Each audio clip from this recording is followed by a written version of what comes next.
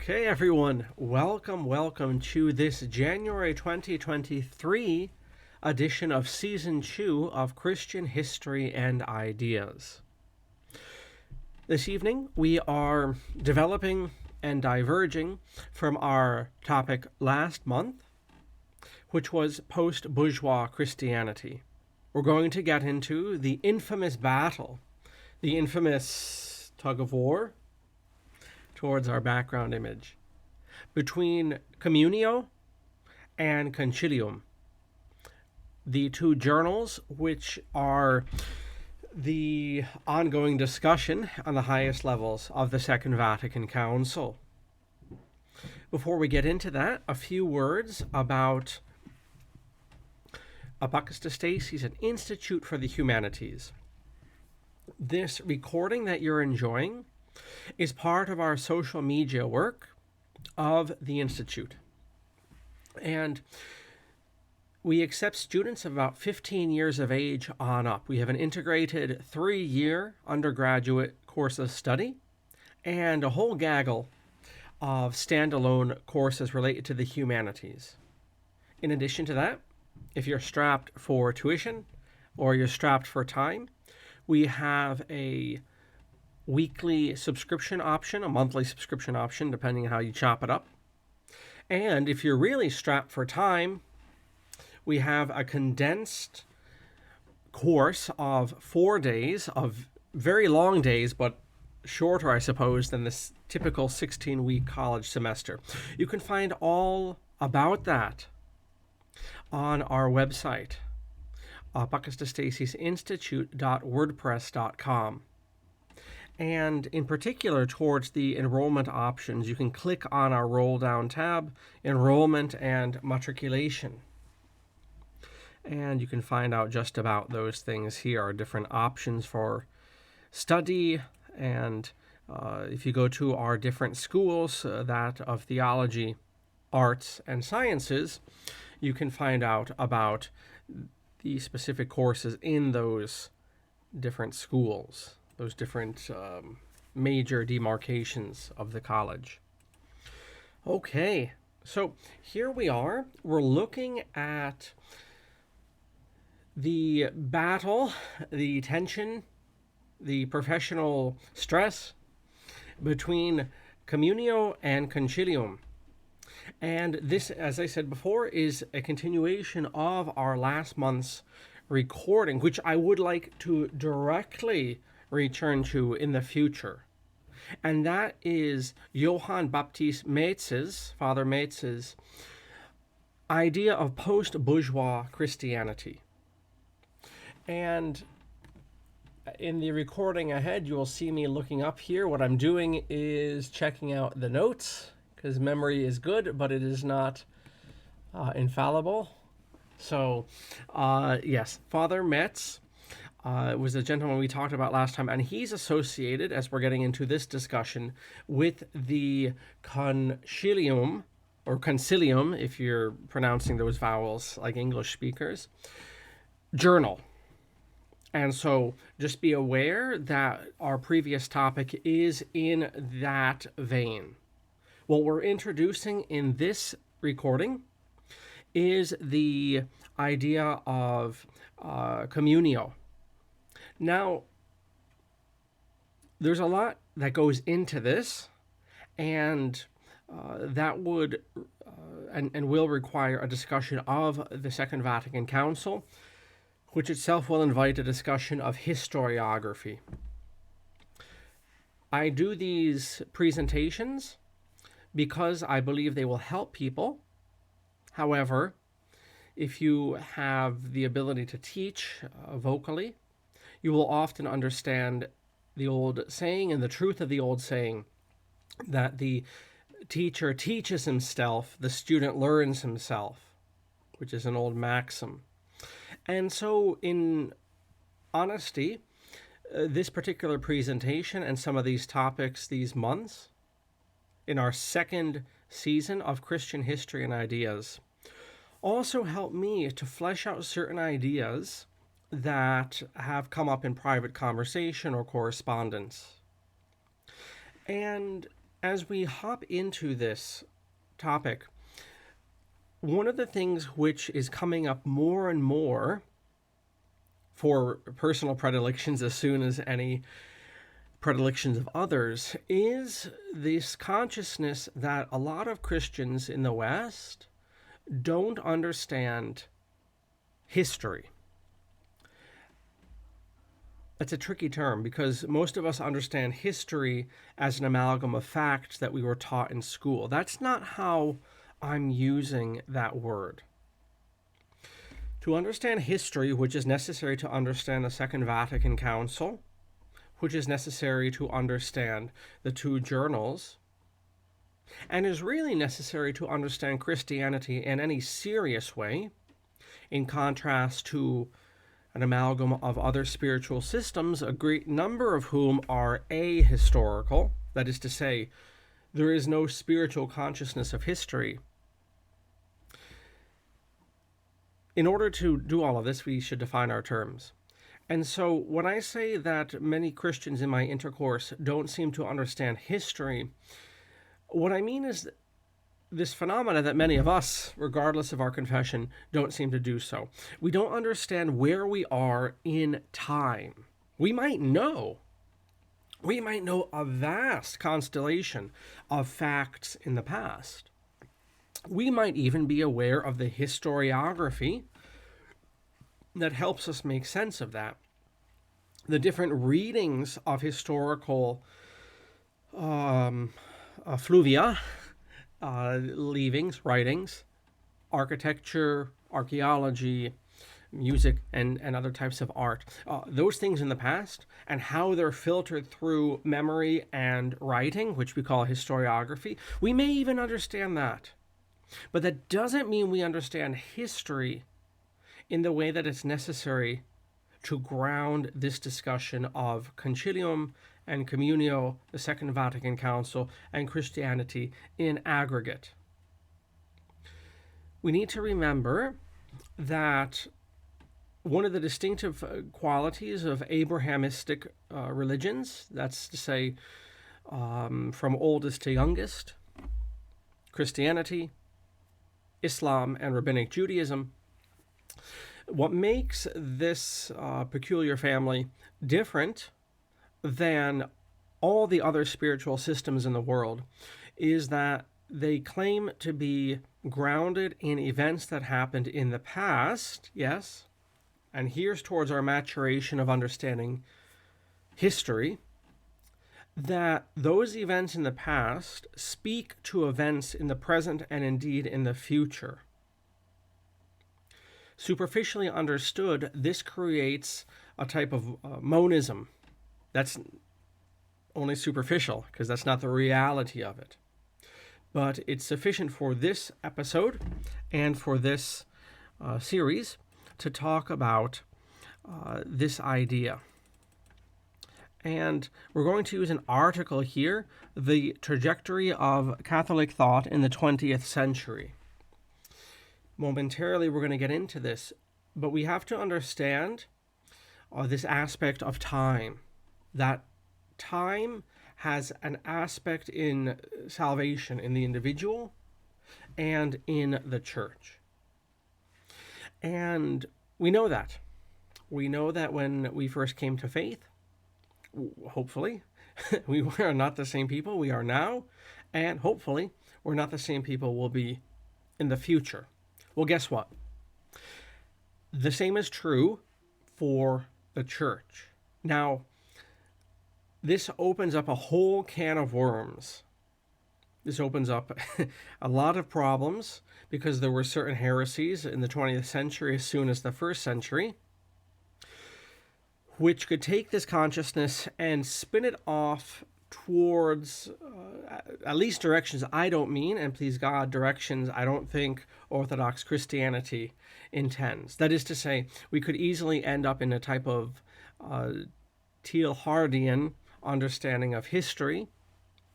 We could easily end up in almost a presentist or a to use the old word again, monastic, not monastic, monastic understanding of time, that you almost end up a pantheistic almost understanding of time, that the very fact that things are happening itself is proof of divine providence. That's not where I'm going, but it is very clear, especially in the Western tradition, which is, I think it's safe to say, adopted the idea of the acorn theory of doctrine.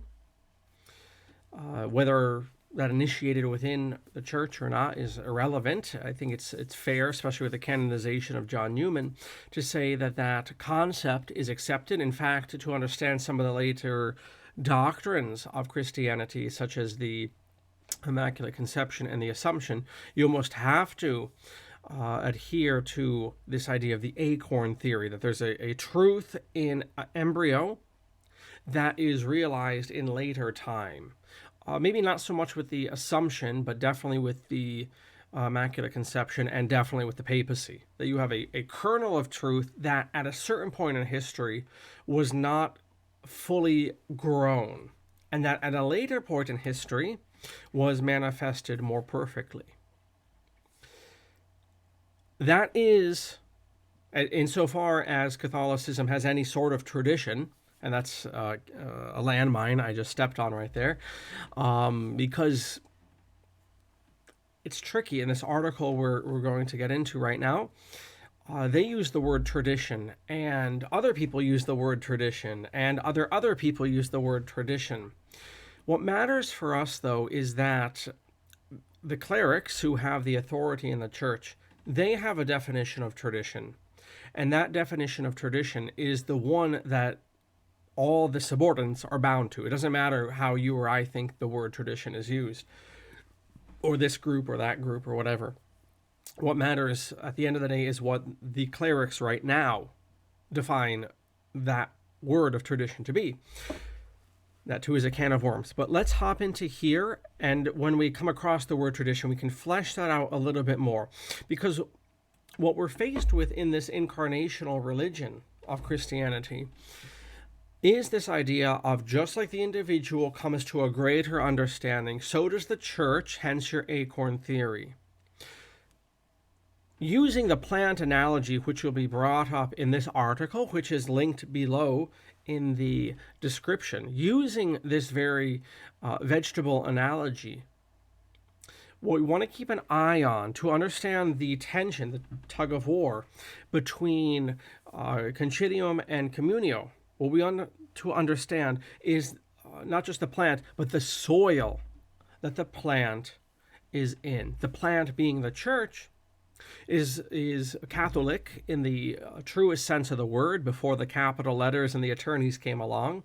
It is the religion which speaks to all times and all places and all men. That is going to be very important to understand history. And we may have to, in the interest of understanding the different soil that the church is living in the 20th, 21st century compared to previous generations, we may need to shake off, as we're transplanting this plant, we may need to shake off some of the capital C Catholic baggage and really get to a Catholic understanding of history, a Catholic understanding that is more Catholic than the capital C Catholic Church. And that's the fundamental tension between the two journals which come out of the Second Vatican Council. Anyway, I've jabbered on quite a bit in this introduction. Let's hop along, Cassidy, and then I can jabber some more. So this is an article from the churchlifejournal.nd.edu. So this is from the Notre Dame University here in these United States. And it's by Mr. Philip Gonzalez, The Trajectory of 20th Century Catholic Thought. For your eyeballs and mine, we're going to just blow this up some. Double check it. We're doing okay.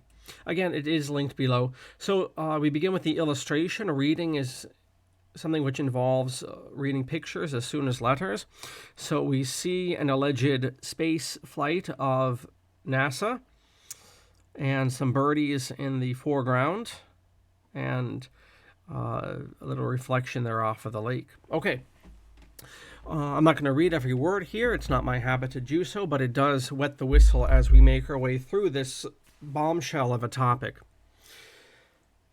Because that idea of soil is exactly what prompts the Second Vatican Council. In fact, it really doesn't prompt the Second Vatican Council as much as the first. Of course, historiography is still digesting these two massive events in modern Catholic history, the First and Second Councils. But as of this recording, and as of a good time after this recording, I should think, increasingly the interpretation is that Vatican II was an attempt to finish Vatican I. And so we also want to consider the sea change that the late 19th century presented to the Church of Christ. Okay, so the first part, Mr. Gonzalez begins, of the 20th century exhibited one of the greatest outbursts of creative Catholic thought in the history of Christianity. Further, this was a time of genuine high culture in the history of the Catholic intellectual tradition. It was a chaotic time. We're going to get back to this expression in a moment. A milestone and crossroad moment. It was the best of times and the worst of times, as Mr. Dickens says. This time, this is the third or fourth time that word has come up, of creative energy, presented the supreme challenge, a supreme challenge to Catholic self-understanding and identity as to how Catholic thought was to engage, or not engage, historically unique and monumental events of philosophical modernity and the Enlightenment post-Christian counter-narrative. All of this come to a head in the modernist crises. Pirzawara's and Stein's thinking sought to meet this challenge head-on. You got to give me a break with these Polish names. I'd never get them, ever. Okay, so we have in this first paragraph this meditation on time. And we have the expression somewhat highlighted here, chaotic time. So Kairos time, in the best post-Vatican II usage of Greek terms, Kairos time means God's time. So this is a running theme throughout both the Old and the New Testaments. For example, throughout both parts of the Holy Bible, you have wicked people, and they are not punished immediately. That could start with your devil, as much as the devil is a person, which he is, but he's also not a person in the sense of mankind, but has an identity, has a personality. That punishment will wait till ultimately the second coming. But then you do have persons who are men upon this earth historically. We think of people like Nimrod. We think of people like the kings of Sodom. We think of people like Absalom and Adonijah, who were the wicked sons of King David. But before him, we think of Korah and his rebellion against Prophet Moses. We think of Antiochus Epiphanes. We think of Herod in his opposition to Christ, and Simon Magus in the New Testament, and on we go in Saecula Saeculorum. And all of them are not punished in our time. They're not punished in a manner and in a timeliness which we would like. This is called Kairos time, Pharaoh, also in the Old Testament, right? But they are all punished, soon or late. Justice is mine, saith the Lord. So Kairos time is God's time, and it often does not match our time, which can be somewhat impatient. But the plus side, if you're on the right side of things, is that the justice is true justice when it comes to pass. We could elaborate on this quite a bit more. Nevertheless, that's what Kairos time is. So the author is inviting us to consider the 20th century as a kairotic time. How does he say it? Yes, kairotic time. It is a showdown in God's time in the OK Corral between the Enlightenment and the Catholic Church and Christianity. By the 20th century, you have two things happening.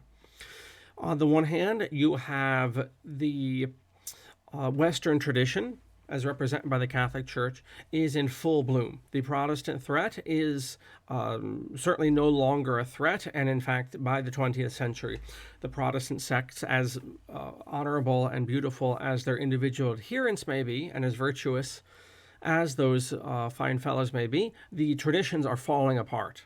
They're absolutely falling apart.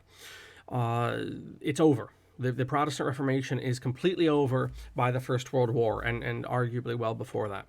And there's something triumphalistic about that. Perhaps in later discussions we can talk about a lot of the benefits that came to the Catholic Church historically and will yet come to the Catholic Church from the Protestant Reformation. But that's another discussion. The point is, by the 20th century, the only serious embodiment of Western Christianity is Catholicism. So, kairotic time comes to the fore because by the 20th, 21st centuries, also the Enlightenment is coming to its flowering, so to speak, or its wilting, as the case may be. You have two world wars, you have tremendous sociological problems, systemic problems that are so systemic that in fact the Enlightenment nation states harness these problems for their own ends. For example, the drug trade from the 19th century is very well managed and channeled through the legal nation states of the Enlightenment. So they create the despondency, which creates addiction and these sorts of habits. And then they'll sell that to you, and then they'll arrest your ass and put you into one of their slave labor prison camps for a couple of years to make them some more money. So the point is, I suppose this is a flowering of the Enlightenment too, which is a total cynical use of mankind. I'll try to reserve my criticism right there. The point is, by these last few decades, you're seeing a real confrontation between the Western tradition of Christianity, which is having a second wind, and you're seeing the Enlightenment, which has certainly seen better days, though it is clearly in the Hakam. It's clearly in the it's in the Hakam Fial Insani. It's it has the belief of the people, at least. Let's put it that way. With that explanation of Kairos time, we can proceed here. So, I'm not going to read every bit here. I want to get down here. So you have, because of this OK Corral, you have the Second Vatican Council. The Second Vatican Council was an attempt to finish up the First Vatican Council. So Vatican I, much like the United States' Korean War in the 1950s, the First Vatican Council was never finished. It was never finished because the Franco-Prussian War interrupted it, meaning only 2 out of 4 topics were ever discussed. The predominant focus of the First Vatican Council is actually the part that everyone forgets. The predominant focus of the First Vatican Council was to assert to the secular world, which this article, everything on the computer is backwards, this article that I'm reading will point out as being the seminal event of modernity, as other historians have pointed out, including Will Durant. What is the greatest event in modernity? What is the most significant event in modernity? According to this author, according to the historian just mentioned, it is secularism. It is the masse, M-A-S-S-E if you want to be French. It is the widespread, more than widespread. It is the cultural acceptance of a non-spiritual life. That is secularism. That is the greatest event of modernity. I'm not saying it's the best event. I'm saying it is the most significant event. It's not a war. It's not a technology. It's not a political figure. It's not a movie star for certain. The greatest event of the last 500 years is the adoption of a non-spiritual way of looking at life, which was adopted by Westerners, and since the Second World War has become the dominant worldview, with a few hiccups such as the Islamic revival of the past few decades. But that's another discussion for another series, in fact. And it is not, naturally speaking, going to be a threat to secularism. Maybe 10 years ago, some of the neocons convinced us of the it's not rihla. I forget that there's an Arabic word for the Islamic awakening. Anyway, the point is that that's not a threat. Sorry, neocons. All right. That was the first purpose of the Vatican Council. And then it did get to the first of three subsequent discussions, which have to do with authority within the church.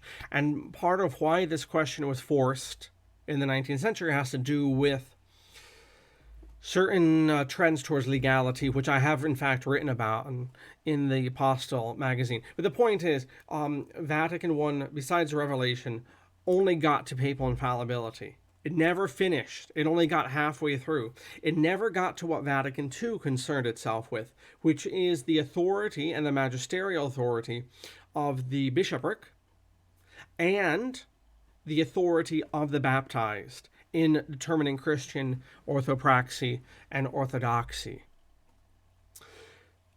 Now, what complicates this is between 1870 and 1960, roughly speaking, you have an increasing sea change. So between, we'll say, Trent and Vatican I, you have a huge upheaval of Western paradigm. And then between that and Vatican II, 1870 to 1962, you have another complete overturning of the paradigm. And what doesn't change are the talking points that remain to be done from the 1870s. So it's like it's like rearranging, I won't say deck chairs on the Titanic, but it's rearranging furniture on a ship that's moving back and forth because of a storm. Let's say that much. And that storm is history. That storm is perception. And you say, well, you and I might fall back into the Judaic, into the Tridentine, into the Protestant mind of saying we'll just clamp down on the traditions in the past. The problem is that's something of a cop-out. The problem is that Christianity has always been a religion that has been influenced by the changes of history. And a rabbinic Jew and a Protestant can kind of get away with that because, especially for the Protestant, there's really no concept of history. For the Protestant lives just in the now. They go from the New Testament to wherever they're going this Sunday. There's no concept of Christianity in time, so we let them off the hook. For the Roman Catholic in particular, even more than the Orthodox who have hung up their hats for whatever reason on the first millennium, for the Roman Catholic who, I mean, you're in fact, forgive me, but and this is not to be sectarian because this is in fact not a sectarian show, and I'm certain that no canon lawyer would consider myself a Catholic, no Protestant would consider me of their communion, and no Orthodox would do as much. So I don't have a tradition, I'm afraid, that would accept me. So I'm a free radical, as the case may be. I don't have a dog in this fight, but nevertheless, it would seem to me when it comes to history that you're kind of either stuck between the Protestant Judaic understanding of right now, and I will let me step out of that discussion of the Judaic strain in Christianity because that's not altogether appropriate to this discussion. It is worth a show all to itself. Let's just say, in terms of intellectual honesty, you're almost stuck with the Protestant ahistorical route of Christianity, or the Roman Catholic idea of Christianity is whatever the leaders say it is now. It would seem to me to be something of a cop-out to hang your hat on a previous century in the context of the idea of progressive revelation in the Holy Bible, and especially, this is why Protestants can get out of this, and Roman Catholics can't, and to a large degree Orthodox Christians can't either, because those last two groups just mentioned don't see the end of the Acts of the Apostles or the death of St. John as being the end of the Holy Ghost's interaction with the people of God. In other words, if you belong to a Mediterranean type of Christianity, Orthodoxy, or Catholicism, you see the Holy Spirit's interaction with the people of God beginning in a direct, unique way from Abraham and Ur of the Chaldeans all the way through today. You don't see this demarcation in the, let's say, early 2nd century when St. John is thought to have died, or the late 1st century. Right? If you're a Protestant, you can do that, right? Because the Protestant has a completely different understanding of ecclesiology. The Orthodox and the Catholic can't, and that's what makes this discussion between these two tug-of-war groups, Consilium and Communio, so interesting.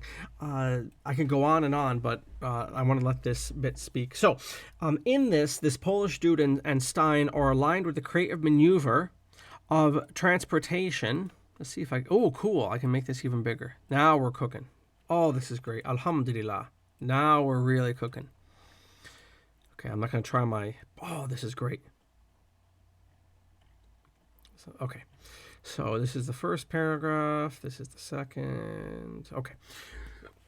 So the maneuver of transposition, enacted by a host of Catholic thinkers pre-Vatican II in their attempt to overcome Paleo-Thomism from the early Scheller and Gardani, von Hildebrand, Adams, Rahner, Balthasar, for German speakers, to Blondel, Rousseau, Marcel, Gilson, de Lubac, and the Ressourcement thinkers in France. To Belgian thinkers such as Maréchal, Schillebeck, and Emile Mersch. This list of philosophers and theologians is, of course, by no means exhaustive. All were of one mind that Catholic philosophy and theology must be rejuvenated, and that the deadlock between modernism and integralism must be broken along with the tradition of Baroque scholasticism in order for Catholic thought to both survive and thrive. So, as this article describes, in the early 20th century,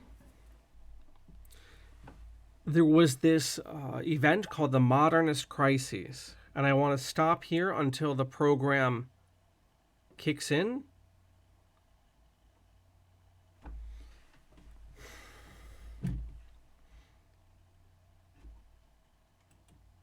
Okay, I assume it's still recording.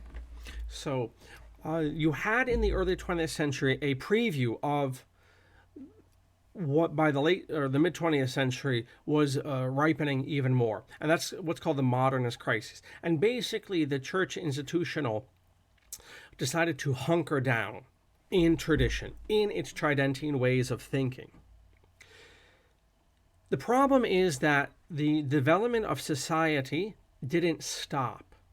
Now, if you're given to a certain shall we say, and I don't say this with any sort of ire, if you're given to a certain Protestant understanding, or to allude to another term, which I've begged off, a Judaic understanding, you might be tempted to say, well, so what if the world has continued its drift perhaps to hell? Who cares? What the Christian must do is stick in their heels and be a light to the world and be a light shining on the hill. The problem is, and this is the necessary consciousness to understand the Second Vatican Council and the First Vatican Council, which are in fact Siamese twins. It's to understand that there is the Great Commission, and there is the obligation of being intelligible, very often we might throw ourselves, as the church did in the early 20th century, into the past. Stand on Thomas Aquinas, stand on Trent, stand on the saints of the past. And those are fine things and solid things to stand on. But what happened because of the rejection of modernism, what happened is all it did was build the dam higher. I'm recording this for analogy's sake. I'm recording this on top of Connecticut. Not very far from here across the border is a river called the Hudson River. And either in New York, and actually it might have been Pennsylvania, but the point is somewhat near here, in the 19th century, there was a place called Jonestown. Not Jonestown where they had the Kool-Aid, but another place. And there was a dam there in the 19th century. Can't quite remember where it was, New York or Pennsylvania. And it was raining, much as it's raining outside tonight. And there was a dam there, and the dam was not kept up. But it doesn't matter if it was kept up or not. The point is, the water kept building until there was this huge washout. In fact, I'm letting curiosity get the best of me here. I don't want to force the computer. Golly. Now I've lost all my control panel. Well, I don't want to try my luck here. Take my word that there was a dam and it broke in the late 19th century. And that's basically what the Catholic Church's opposition to modernism did at the end of the day.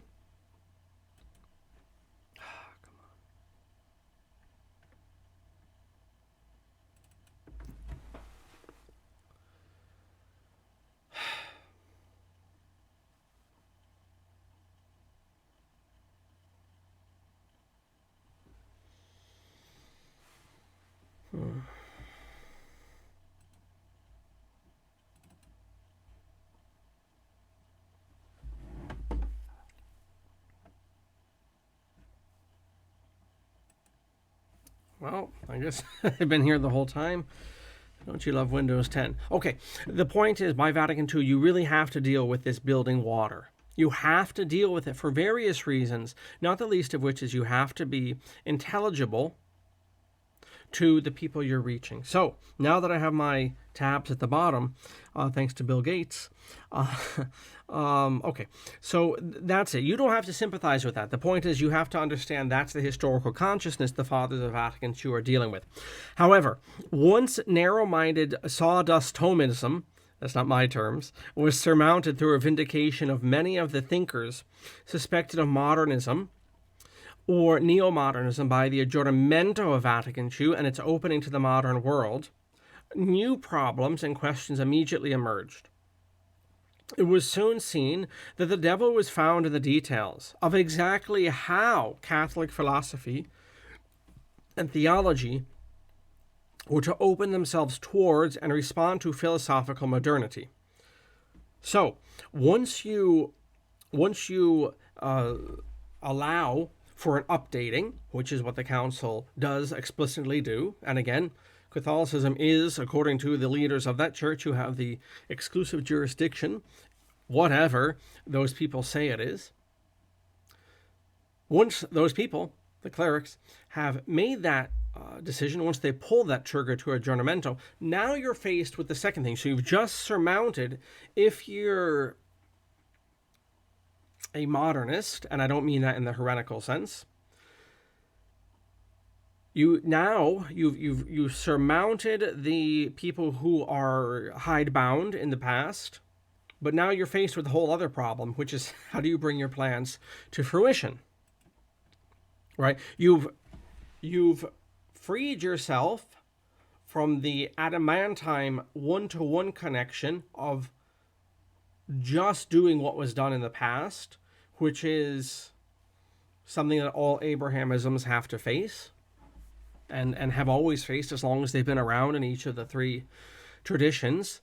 the burden of the tradition versus the living reality, and that's how you get your reformations and your seesaws back and forth. That's how you get your orthodoxy in the first millennium and all this stuff. You're constantly in Abrahamism, torn between the now and the not yet, and I would add to that the now and the not yet, the past and the now and the not yet in the future eschatology.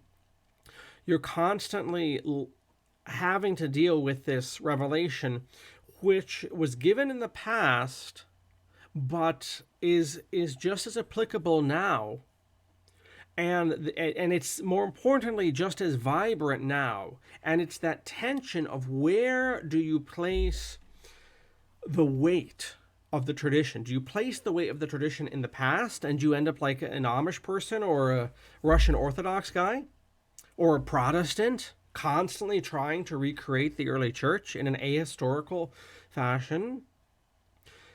Or, and this is the question that's raised here, if you, I won't say sever that connection, but if you stretch out that connection and you open yourself to present tense and future tense applications of that tradition, and the possibility that the same God who spoke powerfully in the past may yet speak just as powerfully in the present or the future, not allowing for future revelation, but everything but that. That's, if you allow for that, that's how you you open the door towards perhaps being subsumed by modernity, which possibly explains the conservative disposition of Abrahamisms, whether that's Rabbinic Judaism or Islam, or in our case here, Catholicism. There is the hesitancy that if you create more elbow room between you and the past tradition, and you allow for, let's say, God speaking just as powerfully now or in the future, what you could do is end up in that Teilhardrian error, that pantheistic error, or that monistic error, that literally whatever is happening now, whatever forces of culture are moving now, clearly must be the work of the Holy Ghost. This is complicated. I'm trying to be fair to the complexity of this problem. This, of course, is complicated because that understanding of the Holy Spirit working amongst peoples who were not formerly of the people of God, such as the Roman Empire, who were pagans and often hostile, or the Persian Empire, or the Abyssinian kingdom, or in fact the Armenian kingdom in their own times, in those first 4 centuries of church history. That understanding is quite pronounced. And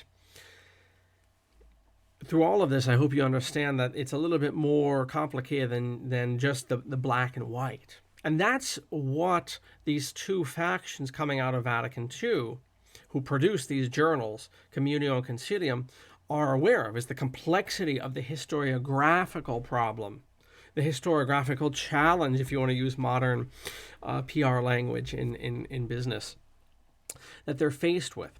So as we wind down here, and I think we have a great stepping off point for February, and our topic in February, I would like to briefly just lay out some of the points that Communio and Concilium hold now that we have a more complex understanding of the historiography at play in the First and the Second Vatican Councils.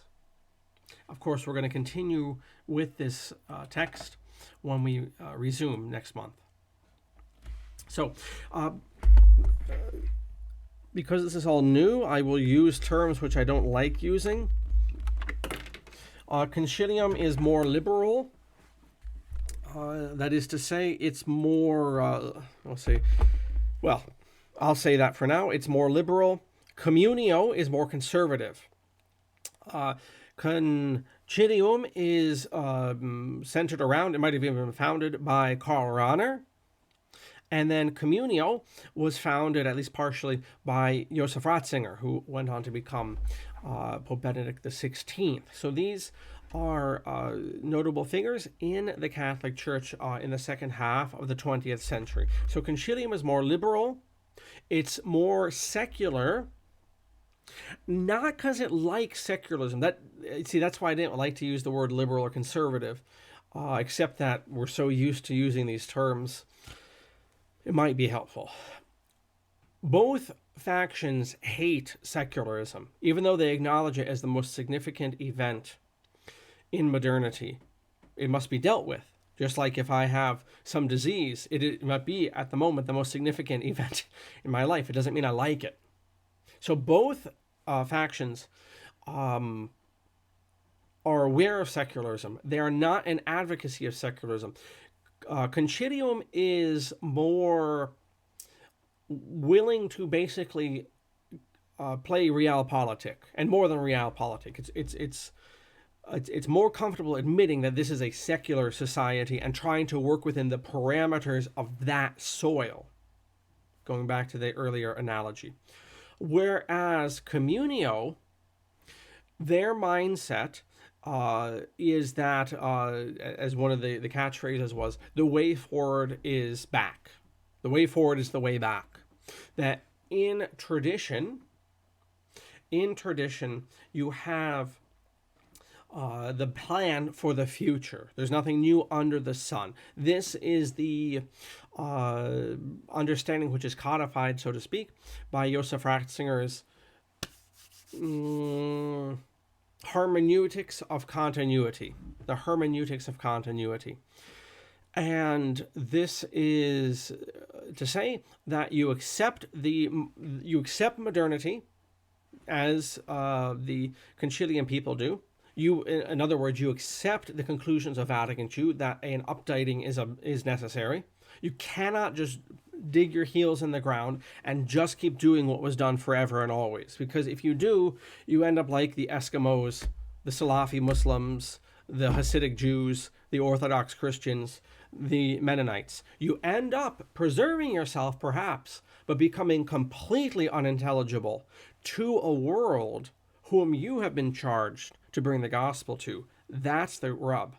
You're trying to maintain your identity in the face of an ambivalent and soul-sucking and indeed hostile Enlightenment secular modernity.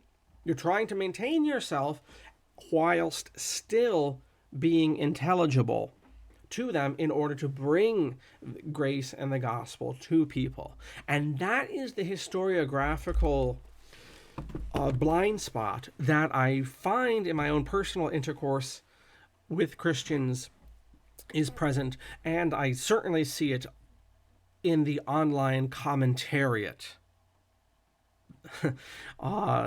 They understand aspects.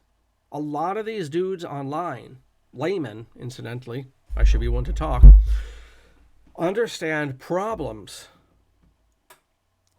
of modernity, particularly the vital danger of losing one's sense of identity in the secular Borg. And one of the best ways to do that is to maintain tradition. They get that, and they're commendable for that. But what they're not getting is that aspect of intelligibility, which was underlining the Second Vatican Council and was both underlining and I dare say underwriting the editorial policy of Concilium and Communio. Although, as we'll find out next month, they had very different ways, and have very different ways, because they're still published, as far as I know. I'm going to find out about that next month, of bringing this updated gospel to the secular modern sorts. All right. I think that's a mouthful for today and for this month. I look forward to seeing you next month as we continue this discussion, very much continuing from the discussion of post-bourgeois Christianity that Johann Baptist Metz brought up last month, into these historiographical discussions now, and then we're going to continue looking at these two journals and their editorial policy. next month. So it's one big, long conversation, and I thank you for joining me for all of it. Thank you so much, and do consider, if you're really in for some deeper study, enrolling in ApocatastasisInstitute. We have a whole undergraduate course of study for 3 years, full-time. And then we have a whole bevy of individual courses: Latin, history, philosophy.